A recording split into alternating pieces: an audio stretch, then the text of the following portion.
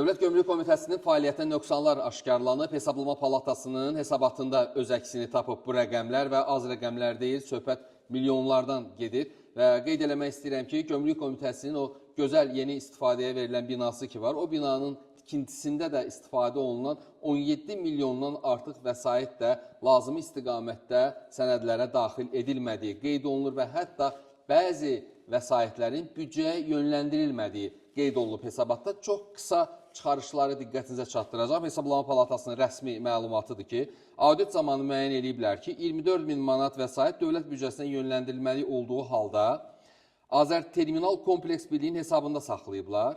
İnzibati cərimələrin tam uçotu aparılmayıb və bəzi hallarda gömrük ödənişlərinin hesablanması və büdcəyə ödənilməsi təmin edilməyib. Hansı ki, bu Gömrük Komitəsi bilirsiniz də inzibati protokol tərtib eləyir, tələb eləyir ki, burada cərimələr var, onları ödəyin və cəmaət onu ödəyir. Amma necə olursa, onu bax, qeyd olunduğu kimi də gömrük ödənişlərinin hesablanması bu büdcəyə ödənilməsini təmin eləməyiblər. Maraqlıdır, görəsən, hara təmin eləyiblər? Yəqin onu da lazım orqanlar aydınlaşdıracaq. Eyni zamanda 602 min manat məbləğində işsizlikdən sığorta haqqı tutulmayıb və büdcəyə köçülməyib. Göründüyü kimi büdcədən yayınmalar var.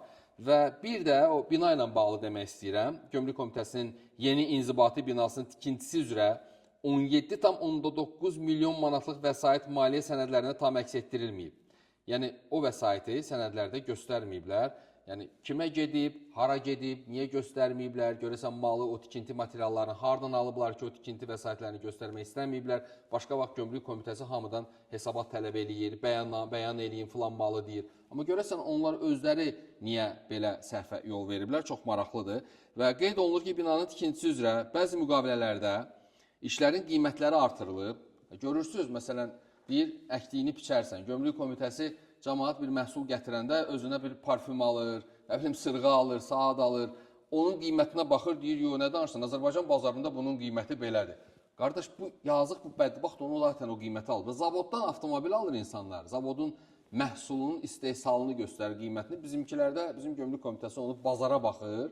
Hansısa, nə bilim, alver eləyən bir şəxsin qoyduğu qiymətlə müqayisə edir. Amma indi də məlum olur ki, binanın tikintisi üzrə bəzi müqavilələrdə işin qiymətini artırıblarmış.